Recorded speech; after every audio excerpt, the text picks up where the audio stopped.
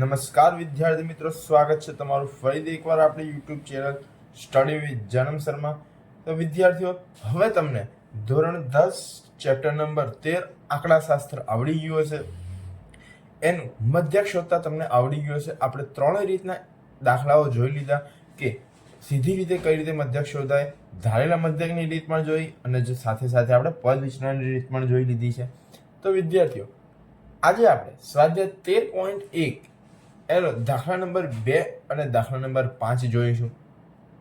તો વિદ્યાર્થીઓ, દાખલા નંબર 2 અને દાખલા નંબર 5 એમાંથી જે બીજો દાખલા નંબર છે તે પરીક્ષામાં પૂછાવાની સંભાવના છે. માટે તૈયારી અત્યારથી આપણે કરવાની કે પરીક્ષામાં કેવા કેવા દાખલા પૂછાઈ શકે છે. તો હું લખી દઉં છું ફટાફટ અહીંયા આગળ દાખલા નંબર 2 ની રકમ.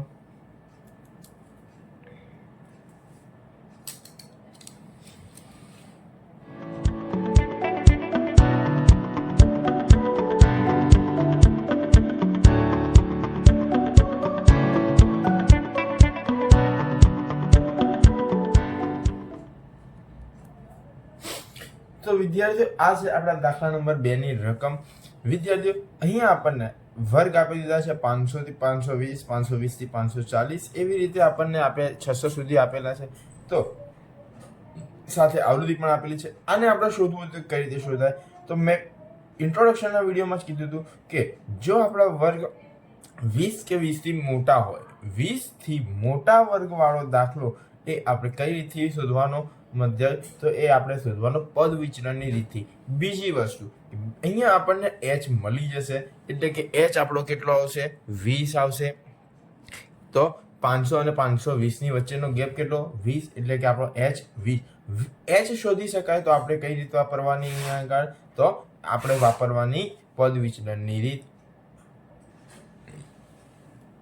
ચલો, સૌ પ્રથમ અહીંયા આગળ શું કરીશું? આપણે મધ્ય કિંમત એટલે xi શોધી દઈશું. 500 વત્તા 520 ભાગ્યા 2 એટલે કે 510, 530, 550, 570 અને 590. હવે આપણે શું નક્કી કરી દીધું કે xi માં જે મધ્ય કિંમત હોય, વચ્ચેની કિંમત હોય, એને આપણે શું ધારી લઈશું? એ ધારી લઈશું. હવે આપણે શોધવાનું ui. તો ui જે એ ધાર્યો એની સામે 0 અને ઉપરના -1, -2, નીચે 1 અને 2. ચલો, હવે આપણે શોધવાનું fi ui. તો 12 દુ 24, -24, 14 એકા 14, -14, 8 0 0, 6 એકા 6 અને 10 દુ 20. આનું ટોટલ થયું આપણું 26 અને આનું ટોટલ આપણું થશે, જો 4 ને 4 8, 2 ને 1 3, 38. તો -38.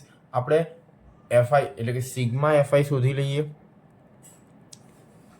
તો સિગ્મા fi 8 ને 2 10 ને 4 14 ને 6 20 ની શૂન્ય વધી પડી, 2 ને 3 4 અને 5. તો આપણા સિગ્મા fi આવી ગયા 50. હવે આપણે સિગ્મા fi ui શોધી દઈએ. તો જુઓ, મોટું કોણ છે બંનેમાંથી? 38 કે 26? 38. તેની સાઈન મૂકી દઈએ અને 38 માંથી 26 બાદ કરી દઈએ. 8 માંથી 6 જાય તો 2 અને 3 માંથી 2 જાય તો 1. તો -12 આપણો આવ્યો. હવે આપણે શું કરવાનું? તો હવે આપણે સૂત્ર મૂકી દઈએ અને રીતનું નામ લખી દઈએ. સૂત્ર પહેલા રીતનું નામ લખી દઈએ, પદ વિચલનની રીત. ચલો, રીતનું નામ લખાઈ ગયું આપણે. તો હવે x બાર બરાબર a plus sigma fi ui છેદમાં સિગ્મા fi ગુણ્યા h. અને અહીંયા એ કિંમત મૂકી દઈએ, a એટલે કે 550 વત્તા સિગ્મા fi ui -12 છેદમાં સિગ્મા fi 50 ગુણ્યા આ કેટલા આવ્યા હતા આપણા? h 20. ચલો, 0 0 અહીંયા ઉડી ગયા એટલે આપણું થોડું કામ આસાન થઈ ગયું. 550 એમના એમ, પ્લસ માઇનસ -12 દુ 24 છેદમાં 5, 24 છેદમાં 5. એટલે પહેલા આપણે 550 એમના એમ કરી દેવાના, પછી ભાગાકાર કરીશું કે 24 ભાગ્યા 5 એટલે આપણો જવાબ આવશે 4.8. અને પછી આપણે 550 માંથી 4.8 બાદ કરીએ એટલે પહેલા 5 તો એમના એમ રહે, 50 માંથી 4 જાય એટલે કેટલા વધે? 46 વધે. અને 46માંથી 0.8 જાય તો કેટલા વધે? તો વધશે 0.2 એટલે કે 445.2 આપણો શું આવશે? જવાબ આવશે. તો વિદ્યાર્થીઓ આ તો આપણો દાખલા નંબર 2. આપણે જોઈશું દાખલા નંબર 5. વિદ્યાર્થીઓ દાખલા નંબર 5 ની રકમ જોઈને તમને એવું ના થવું જોઈએ કે સર આ તો કેવો દાખલો આવી ગયો, આવો તમે કોઈ દિવસ જોયો જ નથી. તો વિદ્યાર્થીઓ દાખલો એકદમ સરળ છે, એમાં કોઈ પણ પ્રકારનું પ્રેશર લેવાની જરૂર છે નહીં. સૌપ્રથમ હું અહીંયાની રકમ લખી દઉં.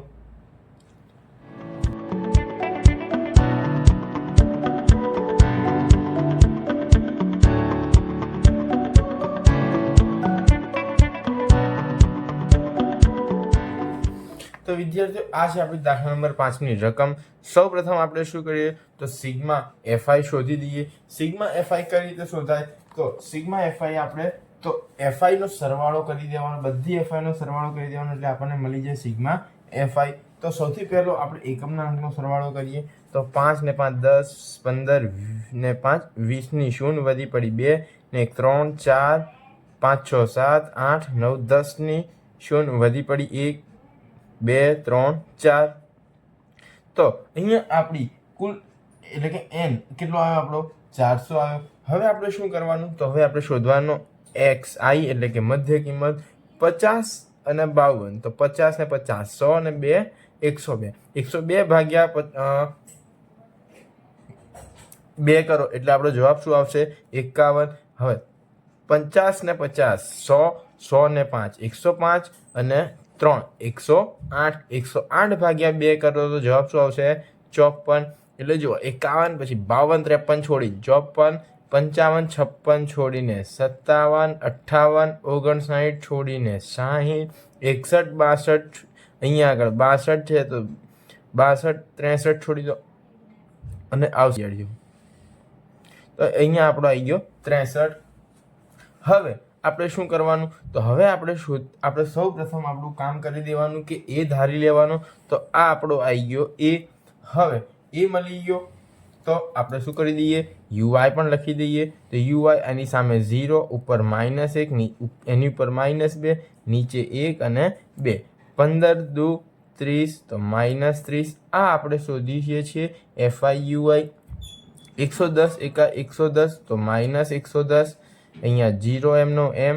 115 એકા 115 પણ કેવા? માઇનસ. અને 25 દુ 50, સોરી અહીંયા પ્લસ આવશે. હવે આ બેનો સરવાળો કરો તો 50 ને 10 60 ને 5 65 એટલે આપણો જવાબ આવ્યો 165. અને આ બેનો સરવાળો કરો તો જવાબ શું આવશે? 140 પણ -140. હવે આ બેમાંથી મોટું કોણ વિદ્યાર્થીઓ? તો અહીંયા આપણે લખી દઈએ સિગ્મા એફઆઈ યુઆઈ. બંનેમાંથી મોટું છે 165 અને એની નિશાની પ્લસ. તો અહીંયા નિશાની પ્લસ આવશે પણ આપણે લખીશું નહીં. 140 માંથી 165 જાય તો કેટલા વધે? એટલે કે 65 માંથી 40 જાય તો કેટલા વધશે? તો 25 વધશે પ્લસ 25.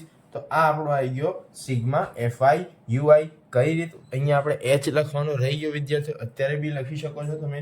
એચ કેટલો આવશે આપણો? તો 3 આવશે. 52 માંથી 50 જાય એટલે 3 આવશે તમારે અહીંયા. કેમ? તો વિદ્યાર્થીઓ અહીંયા તમે જુઓ અસતત વર્ગ છે. અસતત વર્ગ હોય એટલે આપણે એ પ્રમાણે એનું વિચારીને જ લેવાનું.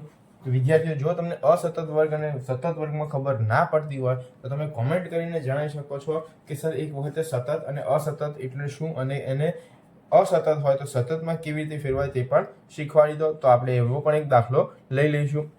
અહીંયા આપણે લખી દઈએ પદ વિચલનની રીત.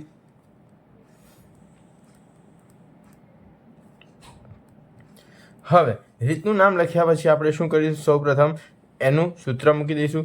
x બાર બરાબર a plus sigma FI UI છેદમાં સિગ્મા એફઆઈ ગુણ્યા h. ચલો એ કેટલો છે આપણો? તો એ છે 57 ગુણ્યા sigma FI UI, sorry plus પછી શું છે? એફઆઈ યુઆઈ 25 છેદમાં સિગ્મા એફઆઈ 400 ગુણ્યા h કેટલા આવ્યા આપણા? 3. તો 57 એમના એમ, આ પ્લસ એમનું એમ, 25 તરી 75 ભાગ્યા 400.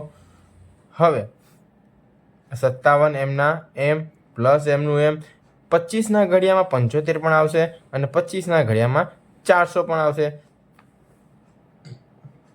એટલે 25 વડે આ બંને સંખ્યાઓને તમે ઉડાડી શકો છો. એ બંને સંખ્યાને જો આપણે 25 વડે ઉડાડી શકતા હોય તો ઉડાડી દેવાના. તો 25 ગુણ્યા 16 કરશો એટલે તમારો જવાબ શું આવશે? 400 અને 25 તરી તમને મળશે 75. હવે તમારો આવ્યો 3/16. 3/16 તમે કરી દેશો તો તમારો જવાબ આવશે 0.19 આવશે. જવાબ આવશે 0.19. હવે આ 57 ની અંદર આપણે 0.19 ને શું કરવાના? ઉમેરવાના. તો 57 + 0.19 કરો તો તમને જવાબ મળી જાય 57.19. તો વિદ્યાર્થીઓ આ હતો આપણો દાખલા નંબર 5. તો વિદ્યાર્થીઓ આટલું સરળ આપણું આંકડાશાસ્ત્ર છે. આઈ હોપ વિદ્યાર્થીઓ તમને આ દાખલામાં સમજણ પડી હશે.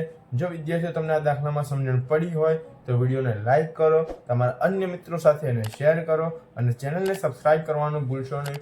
જો વિદ્યાર્થીઓ તમારે શોર્ટ વિડીયો પણ જોઈતા હોય તો તમે આપણા ઇન્સ્ટાગ્રામની લિંક પણ તમને ડિસ્ક્રિપ્શનમાં મળી જશે. ત્યાં જઈને તમે એના શોર્ટ વિડીયો પણ જલ્દીથી જોઈ શકો છો અને આપણી યુટ્યુબ ચેનલમાં પણ તમને મળી જશે. આપણી ઇન્સ્ટાગ્રામની ચેનલનું નામ પણ સ્ટડી વિથ જનમ સર છે. તો વિદ્યાર્થીઓ ત્યાં જઈને એને ફોલો પણ કરી લો.